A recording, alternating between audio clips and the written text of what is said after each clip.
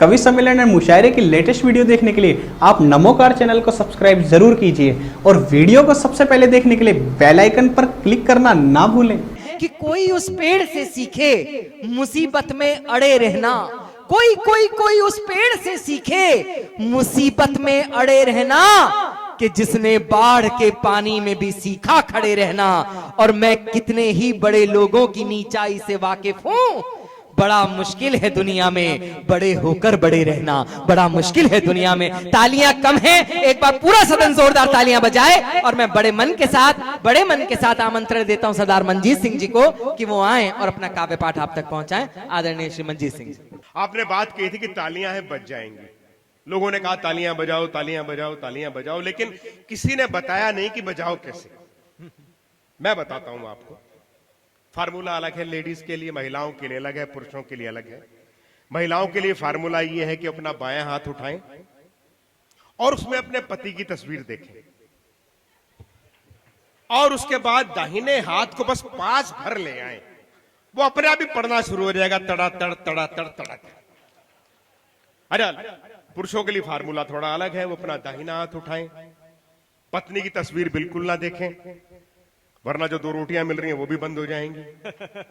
लेकिन तस्वीर देखें उस बिचौलिए की जिसने आपका रिश्ता करवाया था। एक बार अपने अपने हिस्से की तालियां बजा दीजिए। बहुत अच्छे, वाह, बहुत अच्छा काव्य पाठ किया अनामिका जी ने और रुक्मणी जी की बात की। दरअसल क्या है, हमारे देश के अंदर किसी को कोई दिक्कत नहीं है कि कौन राधा के साथ कृष्ण रह रहे हैं। घर में जो रह रहे हैं कृष्ण वो रुक्मणी के ही हैं, और घर जो बनाती है वो नारी बनाती है, उसके अलावा कोई नहीं बनाता है। पिछले दिनों भाई तेज नारायण शर्मा और मैं अमेरिका गए थे। वहां एक फिनिक्स शहर है, एरिजोना प्रांत का फिनिक्स शहर है। उसमें जो आयोजिका थी किसी ने कहा कि इनके 2 घर हैं, एक सैन फ्रांसिस्को में है, एक फिनिक्स में है। सैन फ्रांसिस्को में उनके पति काम करते थे, वो फिनिक्स में काम करती थी। तो किसी ने कहा इनके 2 घर हैं। मैंने कहा भारतीय नारी के, भारतीय परिवार के कई मकान हो सकते हैं, कई शहरों में, संसार के शहरों में मकान हो सकते हैं, लेकिन घर जो है वो एक ही होता है। और घर वो होता है जो पत्नी बनाती है। घर एक ही होता है। और शायद माहेश्वर तिवारी ने कही हैं 2 पंक्तियां, मैं जो नारियां जो बैठी हैं, जो गृहिणियां बैठी हैं, उनको समर्पित करता हूं। माहेश्वर तिवारी जी की पंक्तियां उनके सम्मान में, भले ही कितनी बातें, कितने चुटकुले, कितने लतीफे कह लिए जाएं, लेकिन उनके सम्मान में 2 पंक्तियां कि एक तुम्हारा होना क्या से क्या कर देता है, कि एक तुम्हारा होना क्या से क्या कर देता है, बेजुबान छत दीवारों को घर कर देता है। एक तुम्हारा होना क्या से क्या कर देता है। मैं प्रणाम करता हूं आपको। और लोग बैठे हैं और बड़ी मस्ती से सुन रहे हैं, थोड़ा थोड़ा व्यवधान रहता है चीजों का, उसके बाद वो ठीक होती चली जाती हैं। ये कह रही थी मैं मन की बात करती हूं। मन की बात करने का आजकल एक ही आदमी के पास लाइसेंस है। वो इतवार था, कल उनका जन्मदिन था, उनके पास लाइसेंस था। आपने तलाक लेने का को प्रोग्राम बना रखा है दोनों ने, तो भले मन की बात कर लो, वरना लोगों की बात करो, उसी में आनंद है। आपको ध्यान होगा 8 नवंबर की बात है। 8 नवंबर को रात 8 बजे मोदी जी ने कहा कि आज रात के 12 बजे के बाद 500 और 1000 के नोट लीगल टेंडर नहीं रहेंगे। ध्यान होगा आपको। तो कई लोगों को उम्मीद हुई साहब, कई लोगों को उम्मीद हुई कि मोदी जी ने 500 और 1000 के नोट बंद कर दिए, किसी दिन शायद ये घोषणा कर दें कि आज रात के 12 बजे के बाद पति पत्नी, कानूनी पति पत्नी नहीं रहेंगे। ये कहा उन्होंने, लेकिन लोगों को, बड़े लोग हैं, उन्होंने समझाया, बोले बेवकूफो, पागलो, ये इसके अंदर बड़ा समस्या छुपी हुई है। मोदी जी ने 1000 का नोट बंद किया, बदले में 2000 का पकड़ा दिया। अब तुम अपनी 40 साल वाली पत्नी लेके जाओ, अगला 80 की पकड़ा दे, तो लोगों के बात समझ में आ गई। ताली वाले एक बार जरा जुड़ के बता दीजिए, उसके बाद अपने बजवा लूंगा मैं, कोई दिक्कत नहीं। एक बार जरा जुड़ते रहिए, मौसम की मस्ती लीजिए। अरे उन दिनों में आपको पता था कि नवंबर का महीना आया, दिसंबर का महीना आया, एटीएम पर भीड़ लग गई। एक आदमी को 4 दिन तक पैसे नहीं मिले, वो फिर खड़ा हो गया लाइन के अंदर, बोला आज तो लेके जाऊंगा। सुबह 4 बजे लगे लाइन में खड़ा हो गया। जब थोड़ी सी रोशनी हुई तो पता लगा कि सुलभ शौचालय की लाइन में लगा हुआ है। अरे मेरे साथ तो बड़ी समस्या हुई उन दिनों में। क्या था कि साहब 2000 का नोट जो है पता लगा कि गुलाबी रंग का है, देखा किसी ने नहीं। 500 का नोट हरे रंग का है, देखा किसी ने नहीं। साहब बड़ी समस्या आई। मेरी पत्नी बोली तुमने जो है लॉटरी खेलना शुरू कर दिया है। अरे मैंने कहा फालतू की बातें कर रहे हो, मैं लॉटरी नहीं खेलता हूं। बोला नहीं फालतू की बात तुम कर रहे हो, तुमने लॉटरी खेलना शुरू कर दिया है। मैंने कहा मैं लॉटरी खेलता नहीं हूं, कभी नहीं खेली। बोले फालतू बात मत करो, आज ही मैंने तुम्हारी जेब से 2 गुलाबी रंग की लॉटरी की टिकटें फाड़कर फेंकी हैं। बड़ी समस्या है साहब, पता लगे कि बड़ी मुश्किल से ढूंढ के लाया था। अच्छा मोदी जी ने एक बात कही, आपने सुनी होगी कि मैं चाय बेचते बेचते हिंदी सीख गया। 14 सितंबर अभी गया हिंदी दिवस, उन्होंने कहा मैं चाय बेचते बेचते हिंदी सीख गया। भाई इसमें क्या खास बात है? पूरा पंजाब दारू पी पी के अंग्रेजी सीख गया, खास बात क्या है इसमें? अच्छा हर आदमी, वो आपने देखा होगा उन दिनों के अंदर जब भारतीय जनता पार्टी की सरकार बनी तो नमो टी स्टॉल करके भारतीय जनता पार्टी के कार्यकर्ताओं ने चाय पिलाई। आइए चाय पीजिए, मोदी जी प्रधानमंत्री बन गए, चाय बेचा करते थे, चाय पीजिए चाय पीजिए। वो एक शराबी पड़ा हुआ था सरली तरफ, वो बोला मोदी जी 7-8 दिन किसी शराब के ठेके पे भी काम कर लेते तो इनका क्या बिगड़ जाना था। तो हर आदमी अपने अपने फायदे की सोचता है। वो मंगल ग्रह के अंदर पता लगा कि सारा बर्फ भी मिल गई, पानी भी मिल गया। मंगल ग्रह पे बर्फ भी मिल गई, पानी मिल गया। तो शराबी बोला, अरे बोला नमकीन और दारू तो यहीं से लेके जानी पड़ेगी।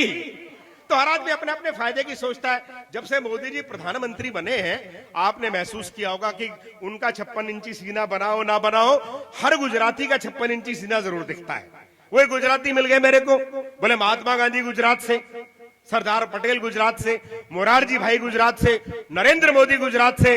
तो मैंने कहा ये आसाराम बापू कौन सा कानपुर का है? भाई ये भी तो गुजरात का ही है। बहुत अच्छे। हाँ। अरे वो क्लास चल रही थी एक ज्योग्राफी की क्लास चल रही थी, भूगोल की कक्षा चल रही थी। टीचर पढ़ा रहा था कि सूर्य के चारों ओर पृथ्वी चक्कर काटती है, पृथ्वी के चारों ओर कौन चक्कर काटता है? सूर्य के चारों ओर पृथ्वी चक्कर काटती है, पृथ्वी के चारों ओर कौन चक्कर काटता है? बच्चा बोला जी नरेंद्र मोदी। पीए से पूछ लिया मोदी जी ने भी अब कौन सा दौरा बाकी रह गया है? बोला जी अब तो दिल का दौरा ही बाकी रह गया है। अरे अपने देश के अंदर 3 प्रधानमंत्री हैं, एक तो मोदी जी जो देश के प्रधानमंत्री हैं, एक दिल्ली के प्रधानमंत्री अरविंद केजरीवाल, आपने देखा होगा। अच्छा वो उत्तर प्रदेश आए, चुनाव लड़ा, भाई हमारे अनिल चौबे जी की कॉन्स्टिट्यूंसी से, वहां बनारस से चुनाव लड़ा। उसके बाद दोबारा अब तक उत्तर प्रदेश वापस नहीं लौट के आए, क्योंकि यूपी वालों ने उनको ऐसा उनका इलाज कर दिया कि अब तक तो आने की उनकी हिम्मत नहीं हुई। खांसी है उनको, आपने महसूस किया होगा, बहुत खांसते हैं। चले गए बनारस के अंदर एक डॉक्टर के पास, बोले खांसी है, उसने दवा लिख दी, कंपाउंडर ने पकड़ा दी। कंपाउंडर जब चले गए केजरीवाल साहब, कंपाउंडर आया भागा। अरे बोला साहब आपने क्या कर दिया, इसको तो खांसी थी, आपने दस्तों की दवा लिख दी। तो डॉक्टर बोला पता है मरीज कौन सा है? बोला नहीं। बोले ये केजरीवाल है, इसको वही दवा देनी थी। अब ये खांसने से पहले 100 बार सोचेगा कि खांसू के ना खांसू। तो ये यूपी वाले ही जैसा इलाज कर सकते हैं। अच्छा वो सिल्वर मेडल जो जीते, पीवी सिंधु ने जीता, साक्षी मलिक ने जीता एक ब्रॉन्ज मेडल ओलंपिक के अंदर। तो केजरीवाल साहब बोले मैं भी लड़की बनना चाहता था, लेकिन इस मोदी ने नहीं बनने दिया। तो सारी समस्याएं उनकी मोदी के साथ है। तीसरे एक और है प्रधानमंत्री जो सपनों के हैं, राहुल गांधी। कितना मजाक कर ले कोई, लेकिन मैं आपको एक बात कहना चाहता हूं कि अगर देश से भ्रष्टाचार कोई मिटा सकता है तो वो राहुल गांधी ही मिटा सकते हैं। भोले मन के हैं, उनके अलावा कोई और नहीं मिटा सकता, क्योंकि जो आदमी 135 साल पुरानी कांग्रेस को मिटा सकता है।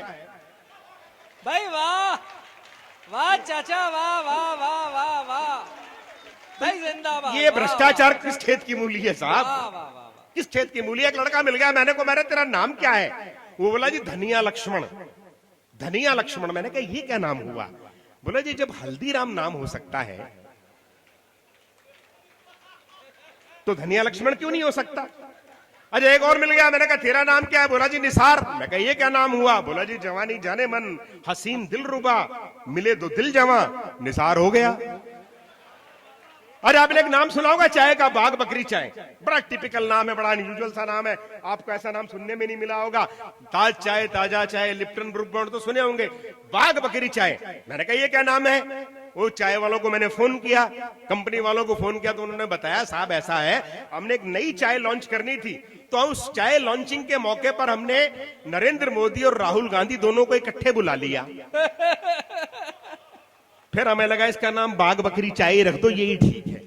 तो दोस्तों आप बहुत बढ़िया सुन रहे हैं, लेकिन मैं आपको कुछ कविताएं सुनाना चाहता हूं जिसमें आप आनंद लें, महसूस करें कि दोनों तरह से आप तक पहुंचाया जाए कविता के माध्यम से। ये नोटों की बात की इन्होंने, 10 के नोट हैं, ये वो नोट है। आजकल कोई चक्कर नहीं है सौरभ, नोटों में से नोट पैदा हो रहे हैं। मोदी जी ने 2000 का नोट पैदा किया 9 महीने पहले, अब उसने 2000 के नोट ने 200 का पैदा कर दिया। बच्चा पैदा हो गया 2000 में लेके 200 का। तो ये चलता रहता है कार्यक्रम, इसमें कहीं संकट नहीं है। लेकिन नोट के माध्यम से मैंने एक कविता आपको देने का प्रयास किया कि व्यंग, भाई हमारे तेज नारायण जो है व्यंग के बड़े कवि हैं, ये कह रहे थे साहब, ये बता रहे थे कि पहले प्रधानमंत्री ऐसा था जो बोलता नहीं था, अब ऐसा प्रधानमंत्री है जो चुप नहीं होता। मैं आपको ये कहना चाहता हूं कि मनमोहन जी कम बोलते थे, लेकिन जो बोलते थे तो बड़ा सटीक बोलते थे। और जब चुनाव होने लगे, 10 साल तक वो प्रधानमंत्री रहे, तो सोनिया ने पूछ लिया कि 10 साल तक तू चुप रहा, अब तो कुछ बोल दे सरदार। भाई 10 साल तक तू चुप रहा, अब तो कुछ बोल दे सरदार। तो मनमोहन जी बोले, अब की बार मोदी सरकार। तो जो बोला वो सटीक बोला। ये भाई हमारे शुरू हुए, इन्होंने बात की, इनकी चोटी देखी होगी आपने। हाँ, इन्हीं चोटी तो बढ़िया है, आदमी भी बढ़िया है, और हिमालय की चोटी पे रहने लायक है, बनारस में रह रहा है, अलग बात है। अच्छा, ये बात कर रहे थे साहब, आपको वो बड़ी मेरे को बढ़िया बात लगी, मैं बड़ा सकारात्मक सोचता हूँ, बड़ा पॉजिटिव सोचता हूँ। वो गंदे नाले में भी सुअर वाली बात की इन्होंने, पॉजिटिव है वाकई। आज हम लोग बैठे हुए थे, सूप पी रहे थे, इनके सूप में मक्खी गिर गई। अरे मैंने कहा अनिल चौबे तुम्हारे सूप में मक्खी गिर गई है। बोले कोई बात नहीं, कितना पी लेगी। ये पॉजिटिविटी के संकेत है इनके। मेरे बात करने लगे, बोले पंडित लोग समझदार होते हैं कि सरदार होते हैं। अब इनके चोटी है, तो मैंने कहा पंडित ही समझदार होते हैं, छोटा भाई है हमारा, क्यों नाराज किया। मैंने कहा पंडित समझदार होते हैं, उनके चोटी होती है, और आकाश मार्ग से जो ज्ञान गंगा आती है वो सीधी की सीधी बुद्धि में प्रविष्ट हो जाती है। तो बोले एंटीना तो तुम्हारी भी लगा हुआ है, पगड़ी उतार के देख लो, पूरी की पूरी डिश रखी हुई है। मैंने कहा चौबे जी, ज्ञान अपने को आता है, थोक में आता है, पर समस्या क्या है कि दाढ़ी से अर्थ होके नीचे चला जाता है। ये हास्य की बात है, लेकिन ईमानदारी की बात ये है। हाँ, हास्य की बात है, लेकिन ईमानदारी की बात यह है कि जब किसी सरदार जी की बुद्धि अर्थ होकर खेतों में पहुंचती है, तो वहां फसलें नहीं, सोना लहला उठता है। भाई वाह वाह वाह वाह। जब वो बुद्धि अर्थ होकर फैक्ट्री में पहुंचती है, तो उत्पादन दुगना तिगना हो जाता है। और समस्त सदन का प्रेम और आशीर्वाद चाहूंगा, जब वो बुद्धि अर्थ होकर सीमाओं पर पहुंचती है, तो देश की रक्षा के लिए बंदूकें उठ खड़ी होती हैं। भाई वाह। मेरा ये सौभाग्य है, मेरे 2 बड़े भाई, एक जिन्हें राष्ट्रपति ने पद्मश्री से पुरस्कृत किया, दूसरे मेरे बड़े भाई डॉक्टर सुरेश अवस्थी जिन्हें राष्ट्रपति पुरस्कार प्राप्त है। मैं इन दोनों की छाव में हूं। और एक व्यंग की कविता आपको सुनाता हूं कि ग्राहक ने 500 का नोट दुकानदार की ओर बढ़ाया। ग्राहक ने 500 का नोट दुकानदार की ओर बढ़ाया, दुकानदार ने जांचा परखा और नकली कह के वापस लौटाया। तो ग्राहक बोला, ये नोट मुझे मंत्री जी के पीए ने दिया है, ये नोट मुझे मंत्री जी के पीए ने दिया है, असली है, बिल्कुल धांसू है। दुकानदार बोला, आरबीआई और धागा तो ठीक है, लेकिन इस नोट में गांधी जी की आंखों में आंसू, लेकिन इस नोट में गांधी जी की आंखों में आंसू हैं। तो ग्राहक बोला, तुम ठीक कह रहे हो, तुम ठीक कहते हो, प्रजातंत्र के आकाश में काले बादल घिर रहे हैं, कि तुम ठीक कह रहे हो, प्रजातंत्र के आकाश में काले बादल घिर रहे हैं। ये नोट मुझे वोट देने के बदले में मिला है, शायद इसीलिए गांधी जी की आंखों से आंसू गिर रहे हैं, शायद इसीलिए गांधी जी की आंखों से। मैं आपके आनंद, धन्यवाद साहब, बहुत बहुत शुक्रिया। एक रचना मैं आपको बढ़िया कविता बहुत बढ़िया सुना के जाऊंगा, श्रेष्ठ कविता।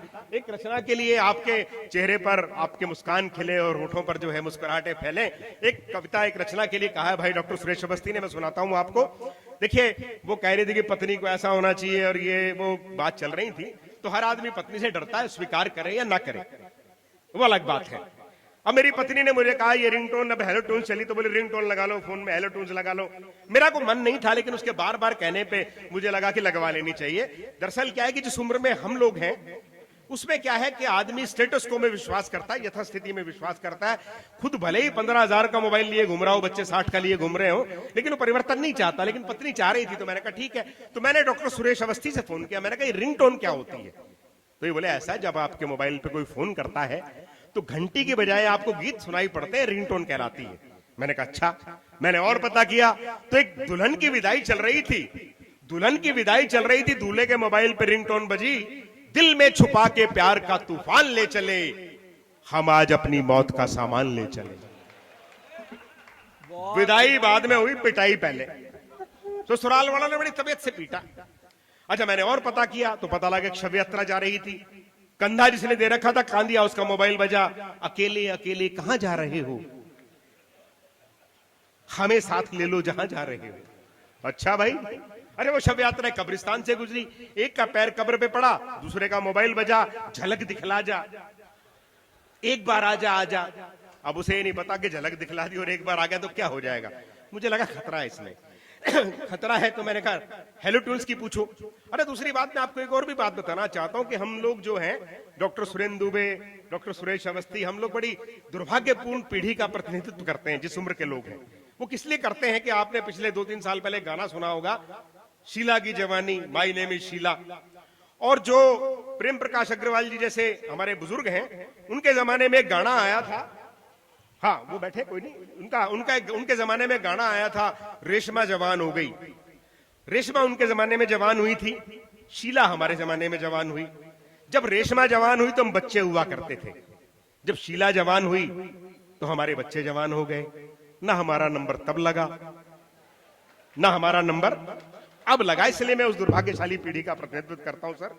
तो वो हेलो ट्यून्स, मैंने कहा पता करो, ये रिंगटोन में तो पता नहीं पत्थर पड़े सर के ऊपर। मैंने डॉक्टर दुबे को फोन मिलाया, मैंने कहा डॉक्टर साहब ये हेलो ट्यून्स क्या होती है? बोला ऐसा है, हेलो ट्यून्स ये होती है कि जब तुम्हारे मोबाइल पे कोई फोन करता है तो उसे घंटी की बजाय गीत सुनाई पड़ते हैं, ये हेलो ट्यून्स कहलाती है। लेकिन ध्यान रहे, इसमें 30 रुपए महीना देना पड़ता है कंपनी को। और मैंने कहा अच्छा, कंपनी वालों ने बेवकूफ समझ लिया, सरदार समझ लिया मेरे को है भाई, पैसे तो मैं भरूं, गाना अगला सुने। मैं कहा वाह बेटा। तो मैंने साहब क्या किया, देखिए आप मस्ती लीजिए, कि जैसे ही मैंने रिंगटोन के लिए बेबी डॉल में सोने दी, एक धार्मिक गीत आया था,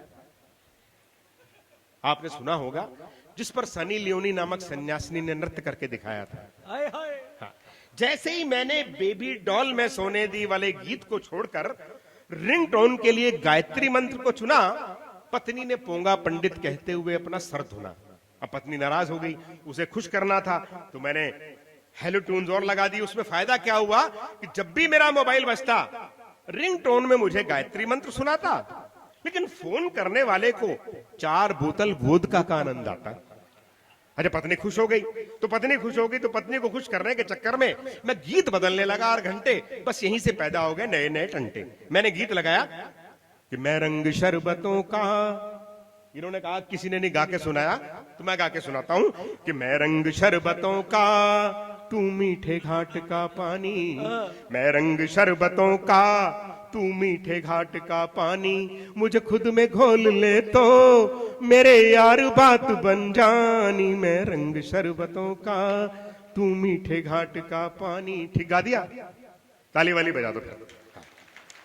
अब वो पत्नी नाराज थी, उसने गीत को कैसे बदला सुनिए, देखिए आप। पत्नी बोली मैं जूस हूं लीची का, तू हैंड पंप का पानी, कि मैं जूस हूं लीची का, तू हैंड पंप का पानी, जो मिला दिए दोनों फीकी लस्सी बन जानी, तू मीठे घाट का पानी। मैंने फिर गीत बदला कि मैंने तेरे लिए ही 7 रंग के सपने चुने, मैंने तेरे लिए ही 7 रंग के सपने चुने। पत्नी बोली कल मुही कौन है वो बता दो हम भी सुने। मैंने फिर गीत बदला कि अगर तुम मिल जाओ जमाना छोड़ देंगे हम, अगर तुम मिल जाओ जमाना छोड़ देंगे हम। वो बोली पता तुम लिखवा दो, दांत सब तोड़ देंगे हम, पता तुम लिखवा दो, दांत सब तोड़ देंगे हम। मैंने फिर गीत बदला 100 बार जन्म लेंगे 100 बार फना होंगे, ऐ जाने वफा फिर भी हम तुम न जुदा होंगे, 100 बार जन्म लेंगे। डर के ताली मत बजे, मन कर रहा तो बजा दीजिए। बहन जी डर के मैं ताली बजा। कई बार क्या होता है, कई लोग 2-4 लोग ताली बजाते हैं तो ऐसे लगता है को तंदूर में रोटी लगा रहा है, तो आदमी को भूख और लगाती है। लेकिन मन करे तो बजाए, वरना आप बहुत अच्छे से सुन रहे हैं जैसा वो कह रहे हैं, मैं आपके चेहरों पर मुस्कुराहटें पढ़ रहा हूं। तो फिर वो क्या हुआ कि पत्नी बोली ये गीत धर्म विरोधी है, पत्नी बोली ये गीत धर्म विरोधी है, इसे तुरंत हटाइए। 7 जन्म तक की तो ठीक है, बाकी 93 जन्म किन कलमुइयों के साथ गुजारने का प्रोग्राम बना रखा है, जरा डिटेल में बताइए। तो मैंने फिर गीत बदल दिया कि हमें तुमसे प्यार कितना ये हम नहीं जानते, मगर जी नहीं सकते तुम्हारे बिना। पत्नी ने गीत के बदले में गीत लगाया, और आपको अच्छा लगे तो उसके साथ ताल दीजिएगा। पत्नी ने गीत के बदले में क्या गीत लगाया? सजन रे झूठ मत बोलो, खुदा के पास जाना है, न हाथी है न घोड़ा है, वहां पैदल ही जाना है, सजन रे झूठ मत बोलो।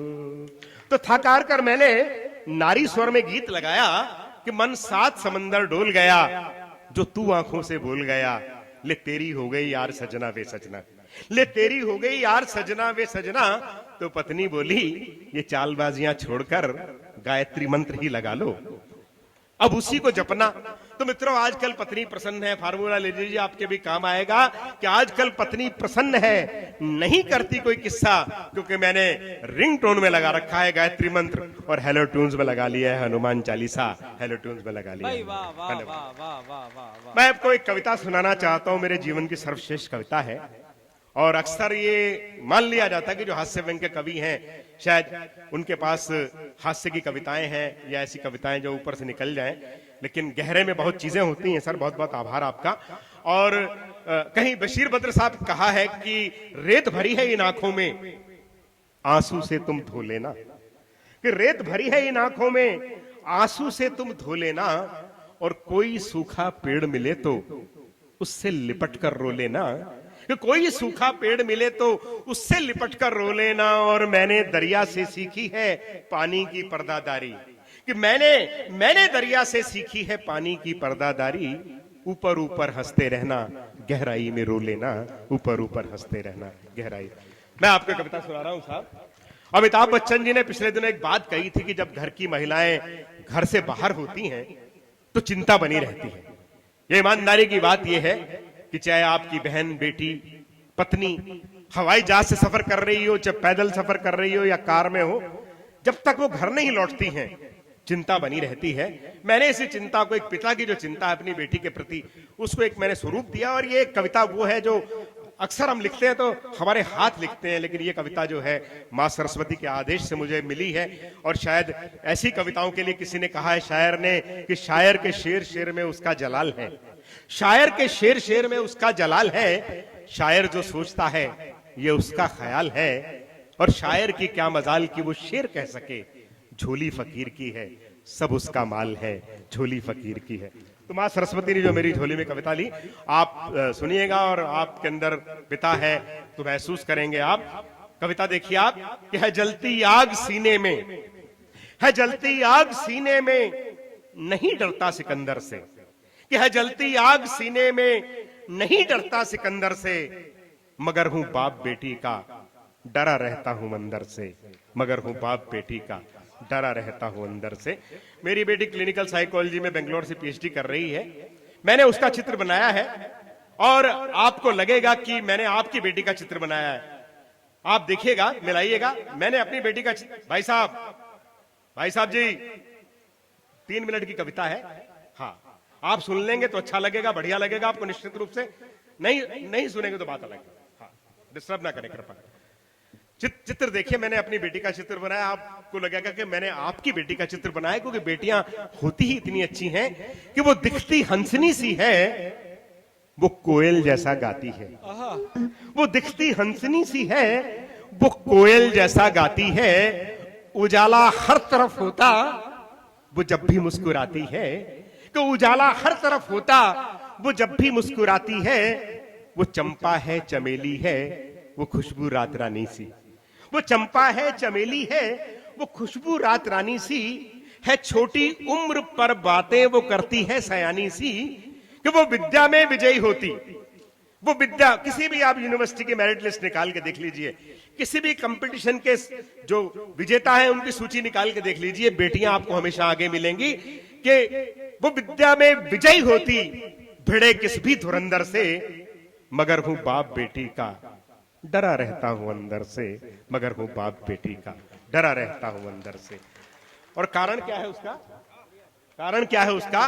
कि हवाएं आजकल घोले जहर चहुं ओर चलती हैं, कि हवाएं आजकल घोले जहर चहुं ओर चलती हैं। नशेमन खाक करने को बहुत बिजली मचलती है, नहीं बादल में वो अमृत, प्रतीकों के माध्यम से बात कही है कि नहीं बादल में वो अमृत, बस अब एसिड बरसता है। गली में भौंकते कुत्ते, सड़क पर सांप डसता है। और एक शब्द आएगा कलंदर जिसका अर्थ होता है साधु संत सन्यासी, कि गली में भौंकते कुत्ते, सड़क पर सांप डसता है। शहर और गांव के रावण, कि शहर और गांव के रावण है दिखते सब कलंदर से, मगर हूं बाप बेटी का डरा रहता हूं अंदर से, मगर हूं बाप बेटी का। और अंतिम बंद देखे कविता का, कि समझते खुद को सागर सा जो नाले हैं ये बरसाती। कौन कौन जिम्मेवार है इस सारी परिस्थिति के हमारे देश में? कि समझते खुद को सागर सा जो नाले हैं ये बरसाती, इन्हीं में गंदगी करते दरोगा और नेताजी। पुलिस और राजनीति का जो गठजोड़ है वो देश के आम आदमी को न्याय नहीं लेने देता। ये समस्या है हमारे देश में। कि समझते खुद को सागर सा जो नाले हैं ये बरसाती, इन्हीं में गंदगी करते दरोगा और नेताजी। जो रक्षक है गौरैया के जलाकर आग बैठे हैं, जो रक्षक है गौरैया के जलाकर आग बैठे हैं। सभी धर्मों के ठेकेदार फतवे दे के ऐठे हैं। और बया कितने बनाए घोंसले, कि बया कितने बनाए घोंसले, भय लगता बंदर से, मगर हूं बाप बेटी का डरा रहता हूं अंदर से, मगर हूं बाप बेटी का। है जलती आग सीने में नहीं डरता सिकंदर से, मगर हूं बाप बेटी का डरा रहता हूं अंदर से। कवि सम्मेलन और मुशायरे की लेटेस्ट वीडियो देखने के लिए आप नमोकार चैनल को सब्सक्राइब जरूर कीजिए और वीडियो को सबसे पहले देखने के लिए बेल आइकन पर क्लिक करना ना भूलें।